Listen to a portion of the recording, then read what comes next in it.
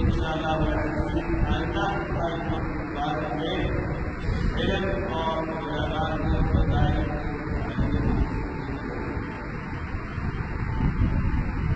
حضرات مقام جیسا کہ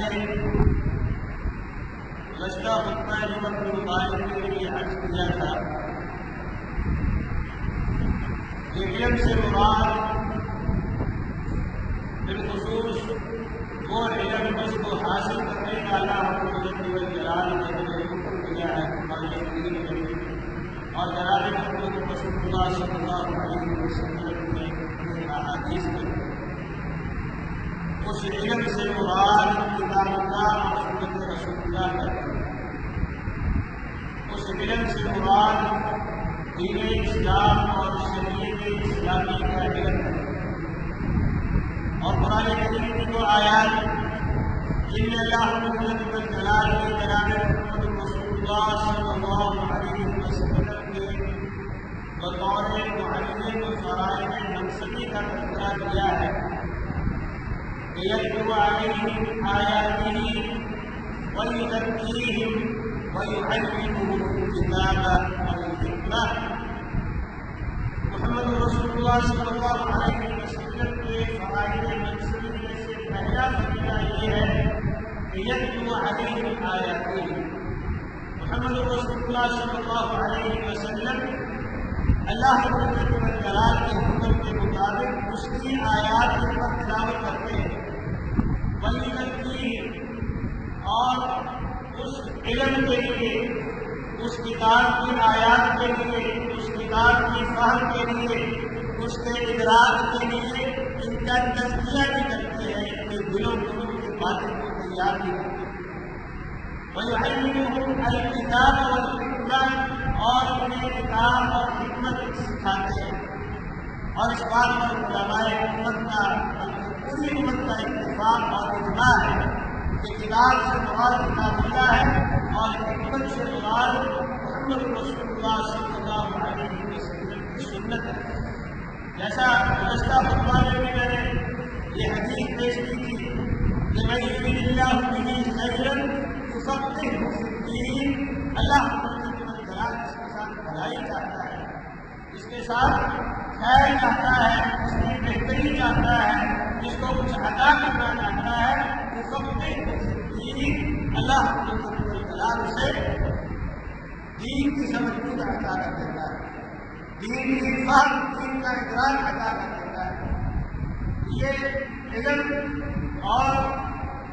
وہ ان کا ہمارے دین میں تذکرہ ہے، اس سے مراد وہ علم اور وہ علماء ہیں جو کتاب اللہ اور سنت رسول اللہ کے علم رکھنے والے ہیں، جو نور نہیں اپنے پاس رکھتے ہیں۔ اور یہ اتنے بھی فضائل ہیں، اللہ رب الجلال نے قرآن میں ذکر کیا جب محمد رسول اللہ صلی اللہ علیہ وسلم نے اپنے فرامین میں تذکرہ کیا، اس سے بھی مراد صرف دین حنیف کے عالم ہے۔ اور اللہ رب الجلال سوال کرتے ہیں کہ هل يستوي الأعمى والبصير أم هل تستوي الظلمات والنور؟ لوگوں ایک بات بتاؤ، کیا بینا اور نابینا برابر ہو سکتے ہیں؟ ایک کو جسے اللہ رب الجلال نے بینائی عطا کی ہے، وہ اپنی آنکھوں سے پوری کائنات کو دیکھ رہا ہے، اللہ رب الجلال کی نشانیاں دیکھ رہا ہے۔ اور یہ وہ شخص ہے جسے اللہ رب الجلال نے بینائی سے محروم کیا ہوا ہے، وہ نابینا ہے، اسے کچھ نظر نہیں آتا، اسے یہ بھی نہیں پتا چلتا کہ اس نے کس سمت میں جانا ہے، اس کا راستہ کیا ہے، اس کا طریق کیا ہے۔ کیا یہ دونوں برابر ہو سکتے ہیں؟ ہر چیز نہیں، اس طرح یہ دونوں برابر نہیں ہو سکتے، جس طرح اندھیرا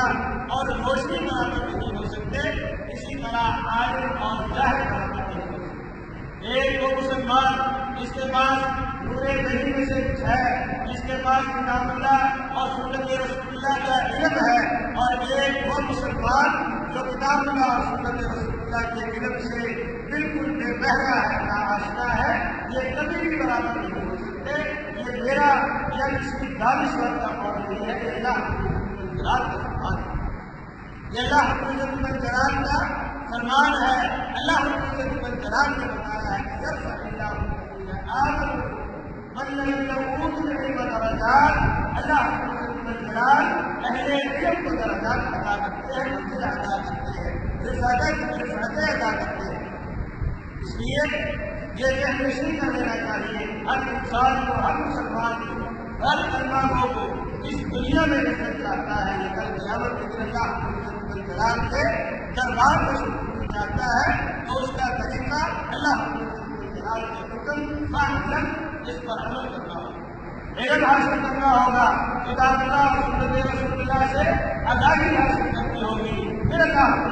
جلال وہ سارے مناسب، وہ سارے مقامات، وہ ساری منزلتیں، وہ ساری حکمتیں آپ کو عطا کرنے کے لیے اللہ نے آپ سے وعدہ کیا۔ اور امام الانبیاء سیدنا محمد رسول اللہ صلی اللہ علیہ وسلم نے فرمایا کہ فضل العامل علی العامل كفضل القمر على سائر الكواكب۔ لوگوں بڑی لمبی لمبی نمازیں پڑھتے ہو، بڑے لمبے لمبے چلے مارتے ہو، ساری رات تہجد میں گزار دیتے ہو، لیکن امام الانبیاء سیدنا محمد رسول اللہ صلی اللہ علیہ وسلم کا یہ فرمان اچھی طرح سن لیجیے، ذہن نشین کر لیجیے اور اس پر عمل کرنے کی کوشش کیجیے۔ امام الانبیاء نے فرمایا کہ فضل العالم علی العالم، ایک وہ شخص جو ساری رات اللہ جلال کی عبادت کرتا ہے، اور ایک وہ شخص جو رات پوری میری بات کا کچھ حصہ اصول علم میں، علم علم میں، کتاب اللہ اور سنت رسول اللہ کو سمجھنے میں صرف کرتا ہے۔ امام الانبیاء نے فرمایا کہ دونوں کے درمیان فرق ایسے ہی ہے جیسے چاند کو ستاروں پر فوقیت حاصل ہے، اسی طرح ایک طالب علم کو، ایک علم حاصل کرنے والے کو کتاب اللہ اور سنت رسول اللہ کی فہم حاصل کرنے کے لیے محنت کرنے والے کو ایسے ہی فوقیت اور مرتبہ حاصل ہے۔ عبادت وہ اس کی ذات کا معبود ہے، وہ اپنے لیے کر رہا ہے، اپنی آخرت کے لیے، اپنی بہتری کے لیے، اپنے رب کو راضی کرنے کے لیے۔ لیکن جب انسان علم حاصل کرتا ہے تو وہ اس کی ذات کے لیے نہیں ہوتا، بلکہ اس سے ایک خاندان سمجھتا ہے، اس سے ماحول اور معاشرہ سمجھتا ہے، اس سے نسلیں درست ہوتی ہیں۔ اس لیے فرمایا کہ فضل العالم علی العالم كفضل القمر على سائر الكواكب۔ جس طرح چاند اور ستارے برابر نہیں ہوتے، اس طرح چاند اور ستارے برابر نہیں ہو سکتے، اسی طرح ایک عالم اور عابد برابر نہیں ہو سکتا۔ عالم اللہ نے بڑی فضیلتیں عطا کی۔ اور ایک اور روایت میں امام الانبیاء سیدنا محمد رسول اللہ صلی اللہ علیہ وسلم نے فرمایا، تشبیہ کیجیے، اتنی بڑی تشبیہ دی ہے، فرمایا کہ فضل العالم علی العالم، عالم کی عالم پر فضیلت اسی طرح ہے جس طرح کہ فضل علی ادناکم، ایک مسلمان پر مجھے فضیلت ہے۔ کہاں امام نے دیا، کہاں سید الاولین والآخرین، یہی کہاں خاتم النبیین، اور کہاں ایک عام طلبہ کو انسان، فرمایا جتنا ایک عام طلبہ کو انسان اور میرے درمیان فرق ہے، اسی طرح ایک عالم اور ایک عالم کے درمیان فرق ہے۔ اتنا بڑا مقام ہے، اتنا بڑا مرتبہ ہے اللہ جلال نے اس عالم دین کو دیا ہے، جو دین کے لیے اپنا وقت صرف کرتا ہے، جو دین کے لیے محنت کرتا ہے، جو دین کے لیے کوشش کرتا ہے۔ اور یہ مت سمجھیے کہ یہ مقام صرف اسے ہی حاصل ہے جس کے پاس کوئی سند ہے، جس کے پاس کوئی ڈگری ہے۔ ایک چھوٹا سا طالب علم بھی جب دین کے لیے نکلتا ہے، دین کے لیے محنت کرتا ہے اور دین کو سیکھنے کی کوشش کرتا ہے، اللہ اسے بھی ایک مقام عطا کرتا ہے۔ امام الانبیاء صلی اللہ علیہ وسلم نے فرمایا کہ ایک عالم کے لیے ساری مخلوقات، ایسی مخلوقات جسے میں وہاں جانتے ہیں، پتہ نہیں اللہ تعالیٰ کی کون کون سی مخلوقات کہاں ہے۔ امام الانبیاء نے فرمایا کہ اللہ کی ساری مخلوقات ایک عالم کے لیے استغفار کرتی ہے، اللہ رب الجلال سے دعا کرتی ہے کہ اللہ اس کو معاف کرے، اس کے درجات بلند کرے۔ حتی الانسان فی الماء، حتیٰ کہ پانی کے اندر، سمندر کے اندر جو مچھلیاں ہیں وہ بھی بندے کے لیے استغفار کرتی ہیں، اس بندے کے لیے جو دین کے لیے کیا ہے۔ اس نے اپنے آپ کو علم کے لیے وقف کیا ہے، اس نے اپنے آپ کو اللہ کے لیے کوئی چھوٹا سا مرتبہ ہے، کوئی چھوٹا سا مقام ہے، کوئی چھوٹی سی فضیلت ہے۔ امام الانبیاء سے رسول اللہ صلی اللہ علیہ وسلم جس انسان کو اتنی عزت دے رہے ہیں، جس طالب علم کو اتنی عزت دے رہے ہیں، جس نوجوان کو جس نے اپنی زندگی اللہ کی کی ہے اسے اتنا مقام و مرتبہ دے رہے ہیں، تو میں اور آپ کون ہوتے ہیں اس کی عزت میں کمی کرنے والے، اس کی تحریر اور اس کی تجویز کرنے والے؟ انتہائی معذرت کے ساتھ ہمارے ماحول اور معاشرے کے اندر، صرف ماحول اور معاشرے کے اندر نہیں بلکہ ہمارے گھروں کے اندر بھی اس بچے کو، اس طالب علم کو، اس نوجوان کو حقیر سمجھا جاتا ہے کہ رسول اللہ کی ملتا ہے۔ جو اسکول میں پڑھتا ہے اس کے لیے ہر طرح کے مسائل، ہر طرح کے اخراجات، ہر طرح کی فیسیں، ہر طرح کے کپڑے اس کے لیے میسر ہے، اور جس کو مدرسے بھیجتے ہیں سمجھتے ہیں کہ یہ فارغ ہے، اس کی کوئی اوقات نہیں۔ اور اللہ رب العزت جسے اوقات دے رہا ہے، اللہ رب العزت جسے مقام و مرتبہ دے رہا ہے، جسے عزت دے رہا ہے، تو اللہ رب العزت کے ساتھ اس کو ایک عزت نہ دے کر جنگ کر رہا ہے۔ اللہ رب العزت نے بتایا ہے انما یخشی اللہ من عباده العلماء، اللہ رب العزت سے ڈرنے کا حق ادا کرتا ہے۔ اگر یہ تقویٰ اور پرہیزگاری کا حق ادا کرتا ہے تو وہ یہی طالب علم ہے، یہی علماء ہے جنہوں نے اپنی زندگیاں اللہ تعالیٰ کے رسول کے لیے گزارتی ہے، کتاب اللہ سنت رسول اللہ کے لیے۔ یہ تو چھوٹا سا امتیاز ہے، یہ تو چھوٹا سا مقام و مرتبہ ہے، یہ تو چھوٹی سی حیثیت ہے، یہ تھوڑی عزت ہے۔ اللہ رب العزت جناب سے عزت دے رہا ہے، اور صرف اسے نہیں دے رہا جو اس کی طرف نسبت کر دے، جو اس کے ساتھ اٹیچ ہو جائے، جو اس کا تعاون کرے، اللہ رب العزت جلال ہے تو وہی عزت عطا کرتا ہے۔ سنا ہوگا کہ حافظ قرآن کل قیامت کے دن اللہ رب العزت جلال اس کے والدین کو بھی نالتا ہے، اور جو اسے سکھاتا ہے، جو اسے پڑھاتا ہے، جو اس پر محنت کرتا ہے، اسے اللہ رب العزت جلال اس کائنات میں سب سے بہترین بناتا ہے۔ خیرکم من تعلم القرآن وعلمہ، اس کائنات میں سب سے بہترین وہ ہے جو کتاب اللہ اور سنت رسول اللہ کی تعلیم دیتا ہے، لوگوں کو اللہ کے جلال کی طرف بلاتا ہے، جسے اللہ تعالیٰ بہتر قرار دے رہا ہے، جس کے لیے اللہ تعالیٰ کی ساری مخلوقات دعائیں مغفرت کر رہی ہے، جس کو اللہ رب العزت جلال نے اس دنیا میں جو مقام دیا ہے کہ قیامت کے دن بھی ایسے مقامات دینے کا وعدہ کیا ہے کہ انسان اس کا تصور نہیں کر سکتا۔ اگر میں اور آپ اس حالت کی نظر سے دیکھ رہے ہیں تو ہم اس کے ساتھ شر نہیں کر رہے، اس کو حقارت کی نظر سے نہیں دیکھ رہے، بلکہ اللہ رب جلال کے ساتھ کر رہے ہیں۔ وہ کفار مکہ امام الانبیاء کو برا بھلا کہتے ہیں،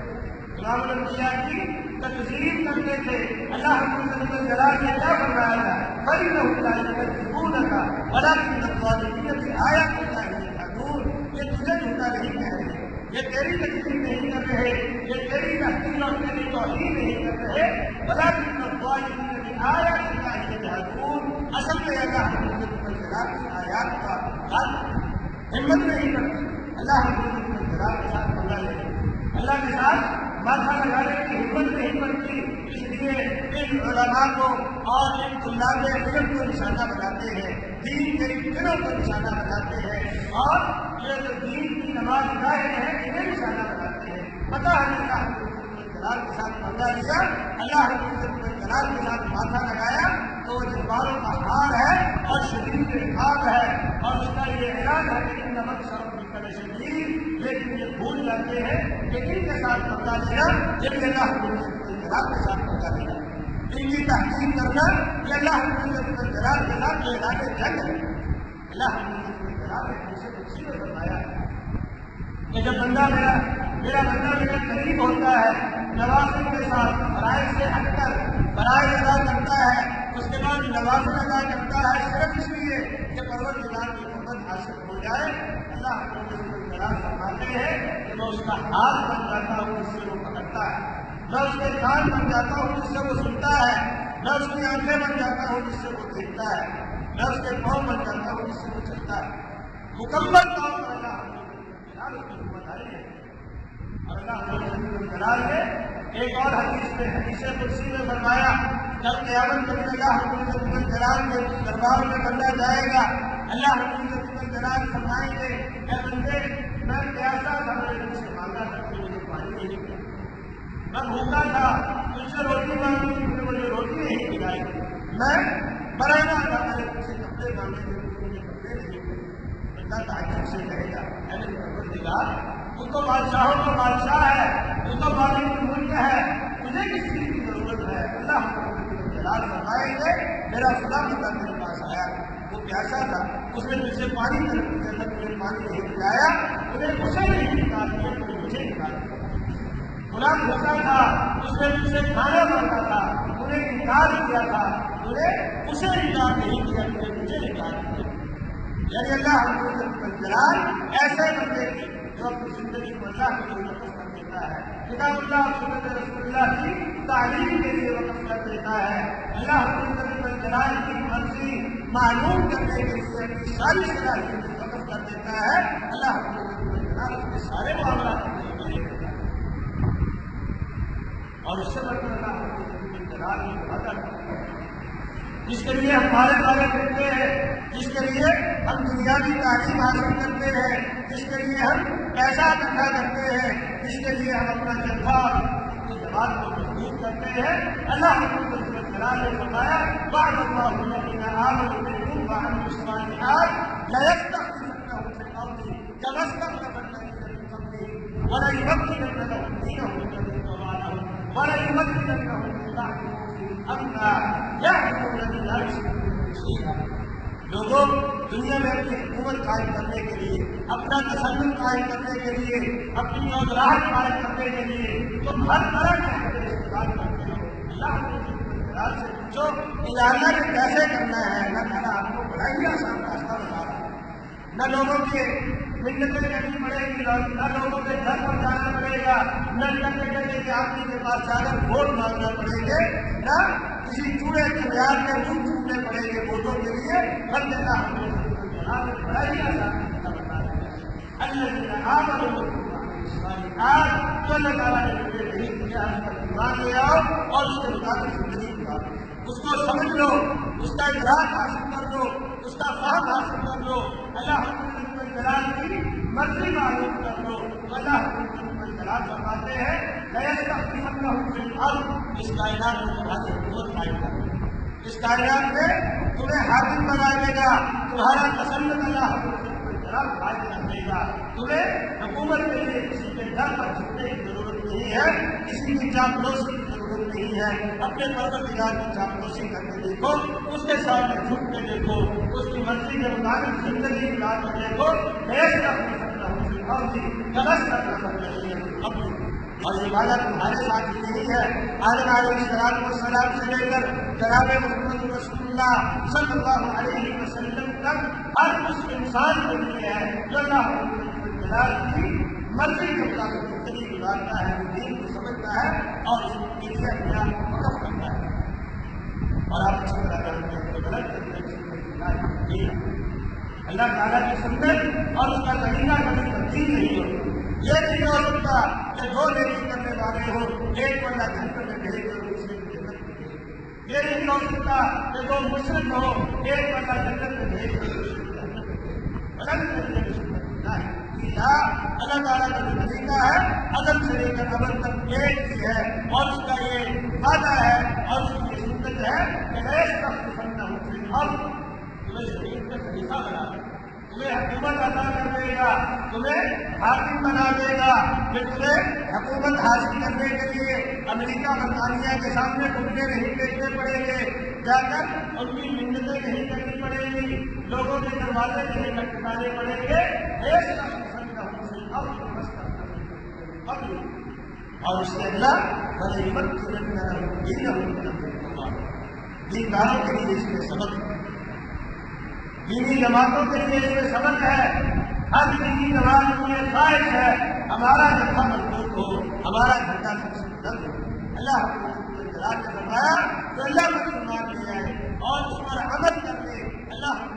جلال کی تعلیمات ہے، اللہ جلال اس کی جماعت کو، اس کے دین کو، اس کے منہج کو اس زمین کے اندر جما دے، اور ایسا دین اللہ دیگر کو مارا ہو، اللہ اس پر راضی ہے۔ اور تیسرا مقام یہ عطا کرے گا کہ تمہاری زندگیوں سے تمہارے صبح و شام سے اللہ ہر طرف امن ہی امن ہوگا، ہر طرف سکون ہی سکون ہوگا۔ یہ جو ٹینشن ہے، بے چینی ہے، بے سکونی ہے، گھروں کے اندر لڑائی جھگڑے اور فسادات ہیں، یہ سارے کا جلال ختم کر دے گا صرف اس وعدے پر کہ تم اللہ جلال کے بن جاؤ، کتاب اللہ سنت رسول اللہ کا علم حاصل کرنے والے بن جاؤ، اس کو سمجھنے والے بن جاؤ۔ کیا اور ان علماء، ان اہل علم، ان اہل ایمان اور اہل عمل کی نشانی کیا ہوگی؟ لا یشرکون به شیئا، صرف اللہ کی عبادت کرے، اللہ کے علاوہ کسی کے ساتھ کسی کی عبادت نہیں کرے گا، اللہ کے ساتھ کسی کو شریک نہیں ٹھہرائے گا۔ کیا کوئی شخص دعوے سے کہہ سکتا ہے کہ میں نے کبھی اللہ کے ساتھ شرک نہیں کی؟ شاید کوئی یہ نہیں، یا پھر ہمیں شرک کے معنی معلوم نہیں۔ ہمارا اللہ جلال کے ساتھ سب سے بڑا شریک ہمارا نفس ہے، ہمارا نفس ہے۔ ہم وہ کرتے ہیں کہ ہمارا دل چاہتا ہے، ہمارا نفس چاہتا ہے۔ اور کون شخص ہے جو یہ ضمانت دے دے، یہ گارنٹی دے دے کہ میں نے آج تک کوئی کام ایسا نہیں کیا کہ اللہ کی مرضی کے خلاف ہو اور میرے نفس نے اس کی خواہش کی ہو، اس کو تمنا کی۔ سب سے بڑا قانون، سب سے بڑا معلوم انسان کا اپنا نفس ہے۔ یہ انسان کو برا کرتا ہے، یہ انسان کو برباد کرتا ہے، یہ انسان کو برباد کرتا ہے، یہ انسان کو صراط مستقیم سے دور ہٹاتا ہے۔ اس پر غور کرنے کا ایک طریقہ ہے کہ اس کے اندر اللہ جلال کا تقویٰ اور خشیت اور پرہیزگاری پیدا کرنی چاہیے۔ اور یہ کیسے پیدا ہوتی ہے کہ انما یخشی اللہ من عبادہ العلماء، یہ تب پیدا ہوتی ہے کہ اللہ علماء کے ساتھ شامل ہوتا ہے، جب انسان اللہ کے علم کے ساتھ شامل ہوتا ہے، پھر اس کے دل کے اندر تکبر، غرور اور ناجائز خواہشات اور اللہ جلال کی نافرمانی کی تمنا ہی ہو جاتی ہے۔ سیدنا عثمان رضی اللہ تعالیٰ کے بارے میں آپ نے سنا ہے، فرماتے ہیں کہ میں نے زمانہ جاہلیت میں بھی نہ کبھی شراب پی، نہ کبھی زنا کیا اور نہ کبھی چوری کی، اور صرف پی نہیں بلکہ میں نے کبھی اس کی خواہش اور تمنا ہی نہیں، بدترین دور تھا، بدترین دور تھا، اور ہر چیز عزت کی حیا کا یہ عالم ہے اور ایمان نہیں ہے کہ مسلمان نہیں ہوئے، زمانہ جاہلیت میں ہے، اس کے باوجود فرماتے ہیں کہ میں نے کبھی تمنا نہیں، برائی کی خواہش نہیں کی، شراب کی خواہش نہیں کی، میں نے کبھی چوری کی خواہش نہیں کی۔ ایسا انسان ہمیں حکم یہ دیا گیا ہے کہ بھائی اگر تم کی طرح ایمان لاؤ گے پھر ہدایت یافتہ کہلاؤ گے، اگر صحابہ کی طرح ایمان لاؤ گے، ان کی طرح تمہارے شعور ہو جائیں گے، تمہارے معاملات، تمہارے تعلقات اللہ کے ساتھ تمہارا تعلق، کتاب اللہ کے ساتھ تمہارا تعلق ویسا ہو جائے جیسے صحابہ کرام کا ہے، پھر تم ہدایت یافتہ کہلاؤ گے، پھر تم اللہ کی بندگی میں شامل ہو جاؤ گے، پھر تم اللہ کے دربار میں شامل ہو گے۔ لیکن یہ ساری چیزیں کب حاصل ہوتی ہیں؟ جب انسان علم حاصل کرتا ہے، کتاب اللہ کو سمجھنے کی کوشش کرتا ہے، اور آخری بات اس کے لیے کوئی عمر کی خیر نہیں ہے۔ مت سمجھے کہ میں بوڑھا ہو گیا ہوں، میری عمر 40 سال ہو گئی ہے، 50 سال ہو گئی، اب کیسے علم حاصل کروں؟ صحابہ کرام کی ساری اکثریت جو تھی، ساری تعداد جو تھی، انہوں نے بڑھاپے میں ہی علم حاصل کیا۔ رضی اللہ تعالیٰ عنہ نے زندگی کے آخری 3.5 سال یا 4 سال اللہ کی توفیق سے دین کی مدد کی ہے، اور آج ساری دنیا میں گزارا کے کام کیا ہے۔ کون جانتا تھا گزارا؟ کون جانتا تھا گزارا کو؟ لیکن اللہ جلال نے اس دین کی وجہ سے اور سنت رسول اللہ کے ساتھ متعلق ہونے کی وجہ سے، اس کی نسبت کی وجہ سے ایسا نام روشن کیا کہ بچہ بچہ گزارا کو جانتا ہے، اور دشمن کی نشانہ بناتا ہے تو گزارا کو جانتا ہے۔ کہتے ہیں نا کہ فلموں سے رنگین بچے جو جنگ کر نام لیتے ہیں، کانٹوں سے کھا لیتے تو بن کر نام لیتے ہیں۔ احناف کا بھی سب سے بڑا نشانہ ابو ہریرہ ہی ہے۔ ابو ہریرہ غیر مکی ہے، ابو ہریرہ نے سے کہاں سے جمع یہ اللہ کی توفیق، اللہ تعالیٰ سے دعا مانگی امام الانبیاء کے سامنے شکوہ کیا، ایسا کہ نبی آپ کی بات سنتا ہوں تو بھول جاتا، یاد نہیں رہتا۔ امام الانبیاء نے فرمایا کہ اے ابو ہریرہ تم سے تو جا، آپ کی چادر کو کھولو، چادر کھولی، امام الانبیاء نے دعا کی، فرمایا اس کو سمیٹ لیا، اور پھر ابو ہریرہ کہتے ہیں کہ مسیح مجھے تو بھولنا ہی بھول گیا کہ بھولنا کہتے ہیں۔ یہ امام الانبیاء کی دعا تھی، امام الانبیاء کی